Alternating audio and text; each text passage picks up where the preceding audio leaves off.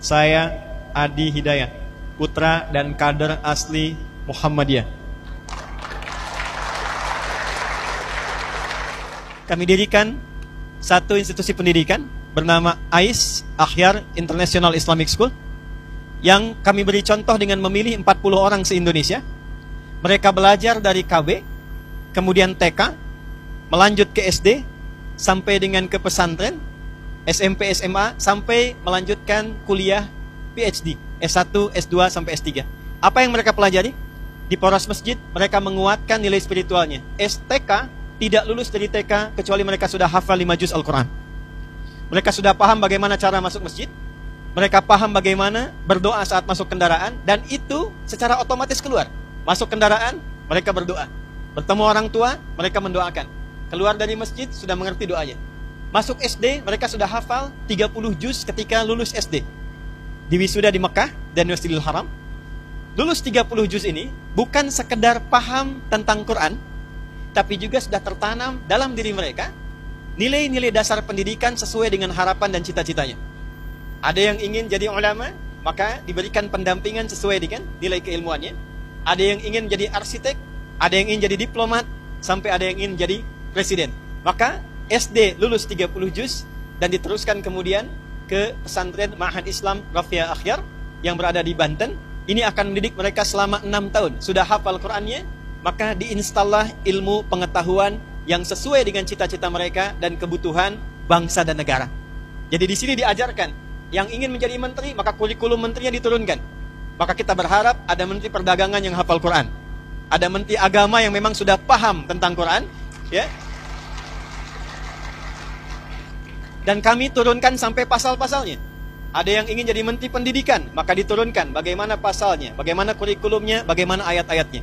Termasuk yang ingin jadi dokter, maka dikirimkan di sini, diberikan kurikulum Qurannya, hadisnya, dan ada kelas 400 dokter profesional membimbing mereka selama mereka belajar di pesantren ini.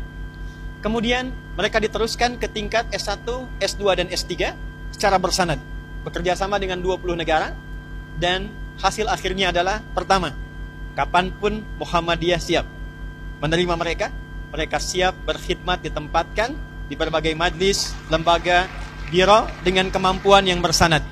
30 juz Quran, paham di bidangnya, ilmunya sudah melekat, dan diabdikan untuk kepentingan bangsa dan negara. Indonesia memanggil, mereka sudah siap dengan ilmunya dan dasar ketaatan spiritualnya. Dunia memanggil, mereka pun siap untuk memberikan kontribusi terbaik sesuai dengan apa yang diharapkannya.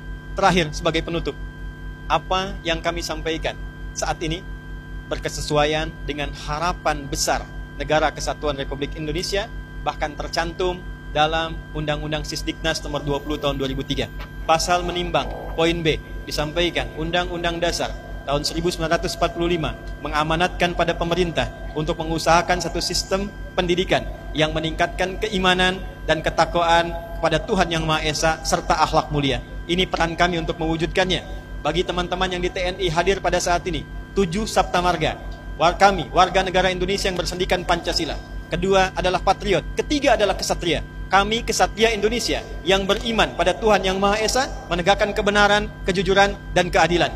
Baru kemudian yang keempat menjadi tentara Indonesia. Tidak menjadi tentara kecuali dia beriman kepada Tuhan Yang Maha Esa. Tidak menjadi tentara kecuali dia menjadi kesatria yang bertakwa.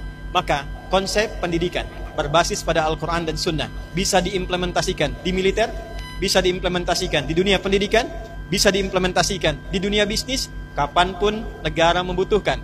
Khususnya untuk visi emas Indonesia 2045, maka program yang kami gagas insya Allah sudah selaras dengan visi negara, bangsa, Persyarikatan Muhammadiyah. Mudah-mudahan ke depan kita memiliki generasi emas Indonesia yang berkemajuan.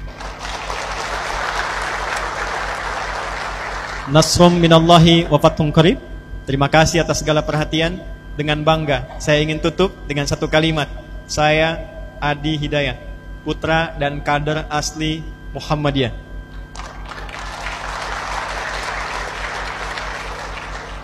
Karena ini live, saya juga ingin mengetahui seluruh lapisan bangsa Indonesia bahwa Muhammadiyah tidak pernah melahirkan putra-putrinya kecuali memiliki kontribusi nyata bagi bangsa, negara, dan agama. Assalamualaikum warahmatullahi wabarakatuh.